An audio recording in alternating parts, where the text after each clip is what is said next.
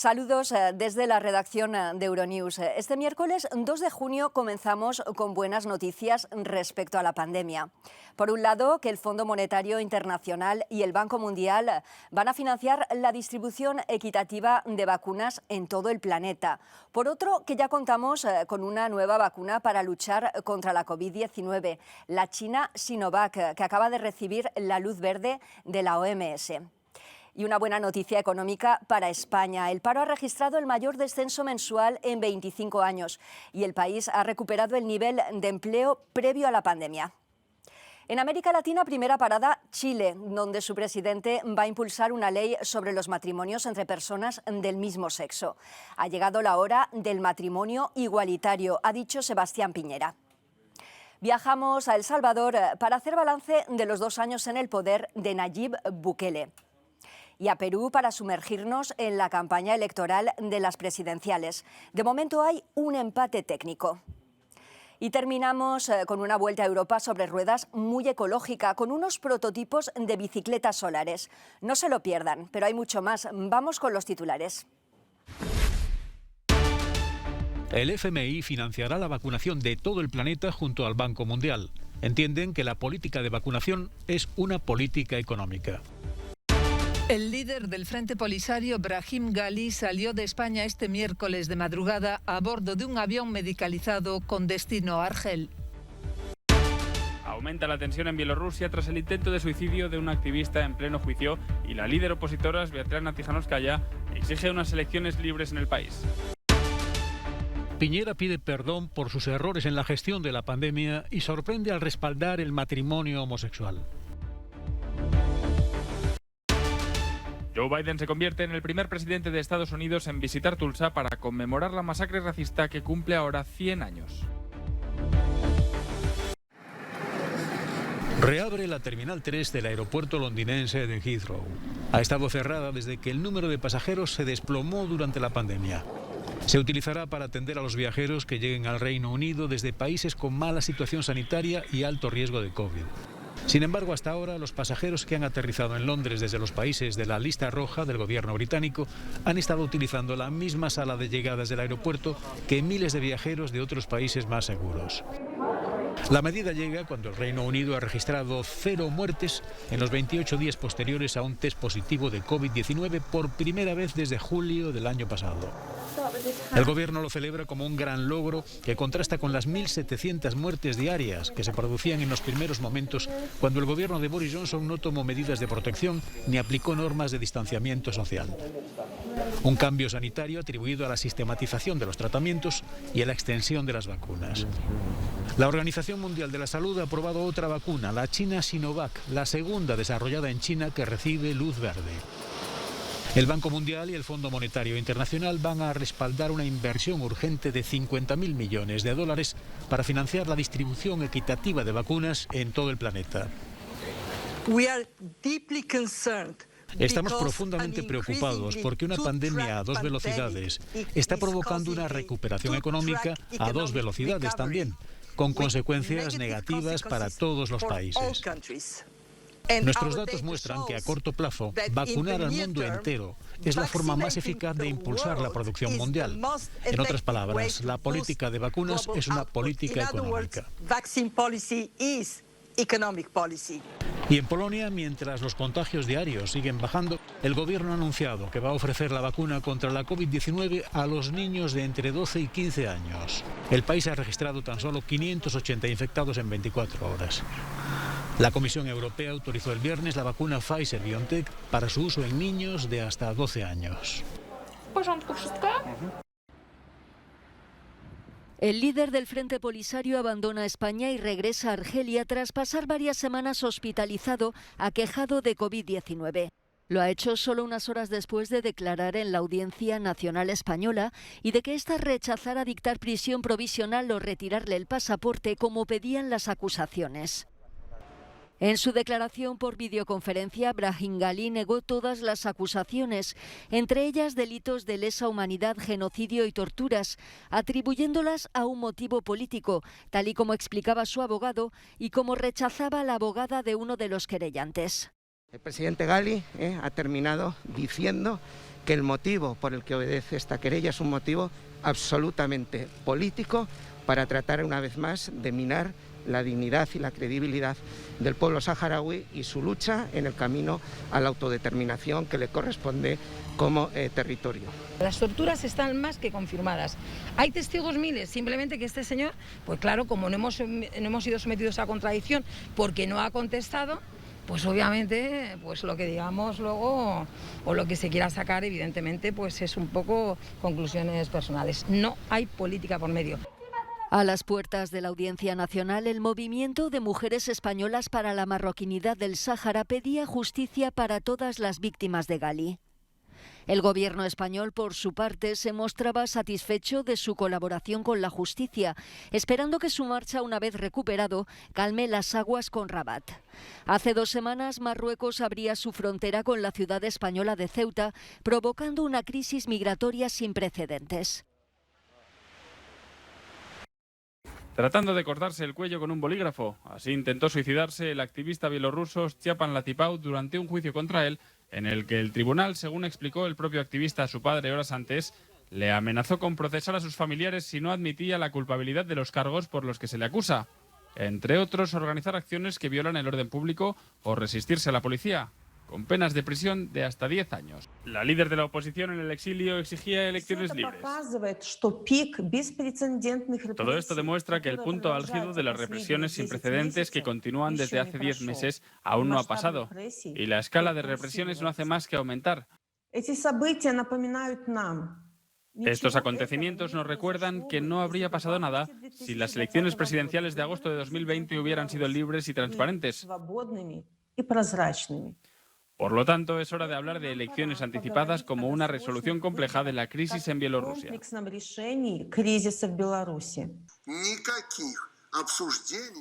Este suceso se suma a las fuertes tensiones internacionales después de que Minsk desviara un avión de Ryanair por un supuesto aviso de bomba para detener a un activista que viajaba a bordo.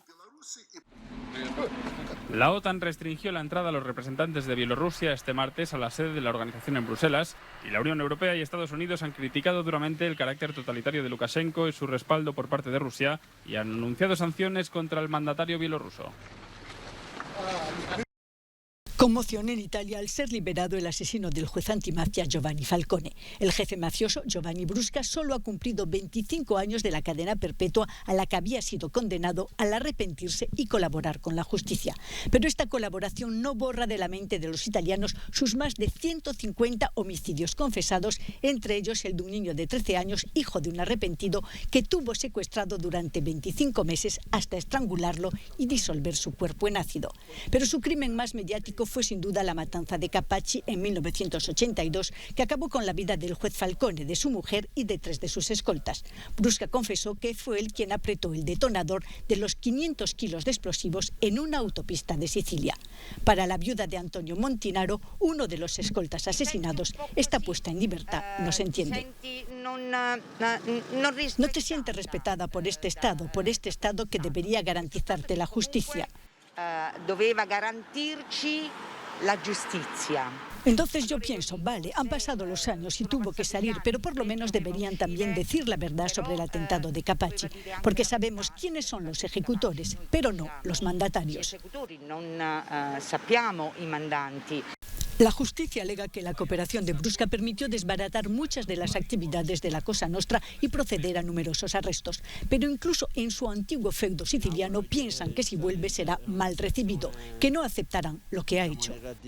Nei confronti di Brusca, perché credo che una persona, quello che ha fatto, non pensa che il paese la potrebbe accettare. Piñera pide perdón por sus errores y sorprende al respaldar el matrimonio homosexual. El presidente de Chile, el conservador Sebastián Piñera, presentó su rendición de cuentas ante el Congreso. Respaldó el matrimonio entre personas del mismo sexo, que en Chile solo pueden vincularse desde 2015 bajo la figura legal de unión civil. Hoy pienso que debemos profundizar sobre el valor de la libertad, incluyendo la libertad de amar y formar familia con el ser amado. Y también el valor de la dignidad de todas las relaciones de amor y de afecto entre dos personas. Pienso que ha llegado el tiempo de garantizar esa libertad y esa dignidad a todas las personas. Pienso que ha llegado el tiempo del matrimonio igualitario en nuestro país. Piñera hizo autocrítica sobre todo en la gestión de la pandemia, que ya deja casi 1.400.000 infectados y más de 29.000 muertos en Chile. Nadie sabe cuánto durará esta pandemia. De hecho, hoy día América Latina está viviendo el peor momento de la pandemia desde que ésta se inició. Tenemos que aprender a convivir con ella y con seguridad. Por eso queremos pedirle encarecidamente a todas las chilenas y chilenos que se vacunen, que cumplan con sus cuidados personales, que respeten las normas sanitarias. Tenemos vacunas para todos. Pese a que Chile es el segundo país del mundo con mayor porcentaje de población vacunada, ni las infecciones ni los ingresados graves disminuyen, lo que lleva a los expertos a señalar fallos en la propia vacuna china Coronavac y en un temprano levantamiento de las restricciones. Nayib Bukele cumple 2 años como presidente de El Salvador, con elevados índices de popularidad, pero distanciado de la comunidad internacional. Este martes, ante un congreso dominado por diputados afines, el mandatario prometió que no permitirá que los partidos de izquierda y derecha tradicionales vuelvan a gobernar el país. Los salvadoreños tenemos que decidir liberarnos del yugo de los poderes fácticos, que con su aparato ideológico han gobernado desde atrás siempre y siguen intentando dominar nuestro país. En la línea de ese discurso, el presidente pidió a los diputados y al público presente que se pusieran en pie para hacer un juramento.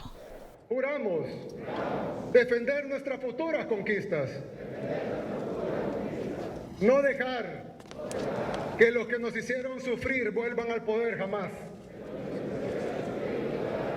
Bukele llegó al poder el 1 de junio de 2019 con una imagen fresca de joven millennial con la que consiguió capitalizar el descontento de la población con los partidos tradicionales, el derechista Arena y el izquierdista Frente Farabundo Martí para la Liberación Nacional. Su principal logro ha sido reducir notablemente la tasa de homicidios en un país que estaba considerado el más violento del mundo, gracias a un plan contra las pandillas. Comenzó su mandato enfrentado a un Congreso hostil, pero esta situación cambió el pasado mes de febrero cuando sus aliados lograron una victoria aplastante en las elecciones legislativas. Algunas de sus decisiones de tinte autoritario levantan ampollas en la comunidad internacional, que lo cuestiona por tratar de concentrar el poder, lo que no impide que, según una encuesta de la semana pasada, el 89% de los salvadoreños apoyen su gestión. Alta tensión en las elecciones peruanas. Con la intención de voto dividida prácticamente a la mitad, los candidatos a la presidencia de derecha e izquierda obtienen resultados muy ajustados en las encuestas. Tanto las campañas de Keiko Fujimori como la de Pedro Castillo, que va en cabeza de las preferencias, queman los últimos recursos para arrancar votos, entre ellos la celebración de manifestaciones contra el candidato contrario. La izquierda de Castillo salió a la calle por el centro de Lima al grito de Keiko no va, para manifestar su rechazo a la candidata de la derecha. Entre los asistentes estuvieron sindicatos, estudiantes universitarios y familiares de las víctimas de las masacres de Barrios Altos y La Cantuta, por las que fue condenado a 25 años de cárcel el expresidente Alberto Fujimori, padre de Keiko.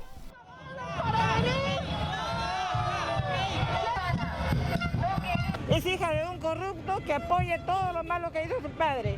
Las esterilizaciones, pero ella dice que es cosa de control de la natalidad. Ahora dice que es un ejemplo de mamá que ella apoya a la mujer, ¿no? Entonces no, ella es una corrupta que está investigada. Y piden 30 años para ella, ¿y cómo es posible? De la cárcel al gobierno.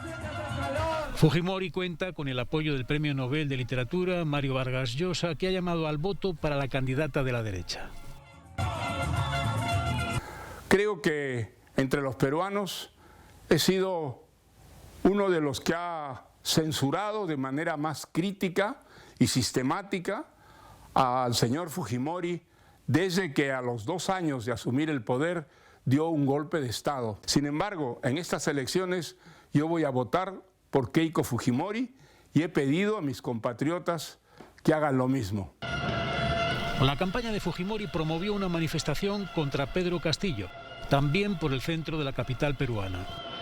Como en la mayor parte de los mítines, asociaron la candidatura de la izquierda a los términos comunismo y terrorismo.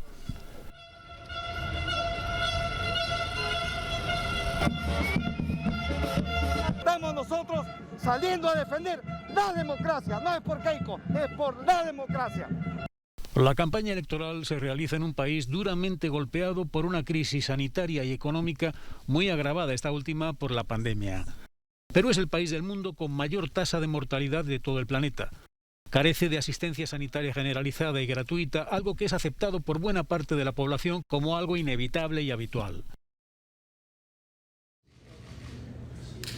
El presidente de Estados Unidos, Joe Biden, ha acudido a Tulsa, en Oklahoma, para conmemorar el centenario de la masacre racista que tuvo lugar allí, en la próspera comunidad negra del barrio de Greenwood. Se trata de la primera visita de un presidente para recordar aquella matanza en la que se estima que murieron unas 300 personas y que se ha ocultado durante años. Durante demasiado tiempo, la historia de lo que ocurrió aquí se contó en silencio, envuelta en la oscuridad. Pero que la historia sea silenciosa no significa que no haya tenido lugar.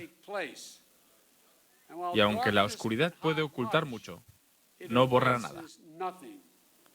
Algunas injusticias son tan atroces, tan horribles, tan graves, que no pueden ser enterradas por mucho que la gente lo intente. En 1921, el 31 de mayo y el 1 de junio, una turba de blancos, entre los que se encontraban algunas personas designadas por las autoridades, saquearon e incendiaron el distrito de Greenwood, en Tulsa, conocido como el Black Wall Street. Hasta 300 personas fueron asesinadas y miles de supervivientes se vieron obligados a ir a campos de internamiento supervisados por la Guardia Nacional. El Museo 4 de Junio de Hong Kong, que conmemora la masacre de Tiananmen de 1989 en Pekín, cierra sus puertas 3 días después de su reapertura. Así lo ha explicado la Alianza de Hong Kong de Apoyo a Movimientos Patrióticos Democráticos de China, la organización responsable del museo, que aseguró en un comunicado que el centro recibió la visita de varios funcionarios del Departamento de Alimentación e Higiene Medioambiental que hicieron que cerrase sus puertas por una supuesta falta de licencias. Los gestores del museo afirman en el comunicado que será necesaria una asesoría legal sobre el asunto, aunque sí han cedido a cerrar el centro para proteger, explican, a los trabajadores y visitantes en medio de una difícil situación política. Las manifestaciones comenzaron a mediados de abril de 1989 tras la muerte del entonces secretario general del Partido Comunista, exponente del ala aperturista del partido. Los primeros manifestantes fueron estudiantes, a los que poco a poco se unieron trabajadores e incluso funcionarios, pidiendo una reforma política hacia una democratización del régimen. La fuerte represión dejó un número hasta hoy desconocido de muertos, en una masacre que ahora cumple 32 años. El cierre del museo no es nada nuevo. Todo lo relacionado con aquella masacre está fuertemente censurado por Pekín, y la vida del centro se ha visto amenazada en varias ocasiones. Un socavón que crece decenas de metros al día. En Santa María Zacatepec, a un centenar de kilómetros de Ciudad de México, la familia Sánchez sintió un fuerte estruendo en la tarde del sábado 29 de mayo que atribuyó a la caída de un rayo. Pero para su asombro, los Sánchez vieron que a unos pocos metros de su casa la tierra se había hundido. El domingo ya medía unos 30 metros de diámetro, el lunes 60 y este martes 80. Ahora está a punto de llegar a la vivienda de los Sánchez. El socavón está acordonado por las autoridades que intentan determinar su origen entre hipótesis sobre una falla geológica o variaciones hídricas del suelo. Las autoridades aseguran que indemnizarán a los afectados, los más, la familia Sánchez, que es originaria de Veracruz. En Lyon, Francia, el Suntrip Europa se dirige a Bruselas, un viaje en bicicleta solar apadrinado por la Comisión Europea en el marco de la Semana Verde Europea. Unos 40 participantes recorrerán 33 países y 10.000 kilómetros en prototipos solares pedaleando. Unas 30 bicicletas solares han salido de Lyon a Bruselas. Es el prólogo del Suntrip Europa, que recorrerá 10.000 kilómetros alrededor de Europa, desde Bruselas a Riga, de Riga a Constanza en Rumanía, de Constanza a Italia y después a España con la subida del Pico Veleta, luego a Oporto en Portugal para llegar de vuelta a Lyon.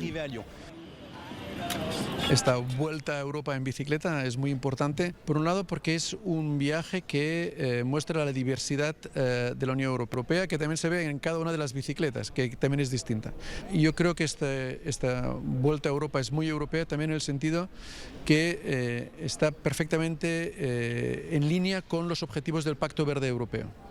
El Pacto Verde Europeo tiene como objetivo hacer de Europa el primer continente climáticamente neutro en el año 2050 y eso implica que tenemos que cambiar nuestros modos de transporte, basados en energías limpias y en cero emisiones de CO2. Y el viaje en sí mismo es una declaración de qué tipo de transporte, de qué tipo de energía queremos en Europa para el futuro.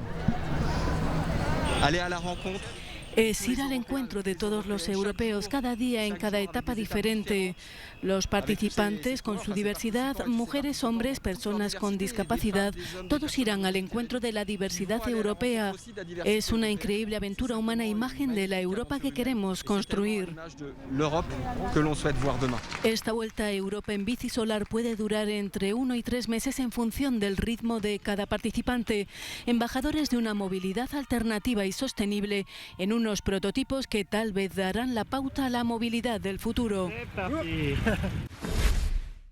Termina aquí Euronews hoy. Gracias por su compañía. Les dejamos con imágenes de una manada de elefantes que en los últimos días han hecho de las suyas en la provincia china de Yunnan.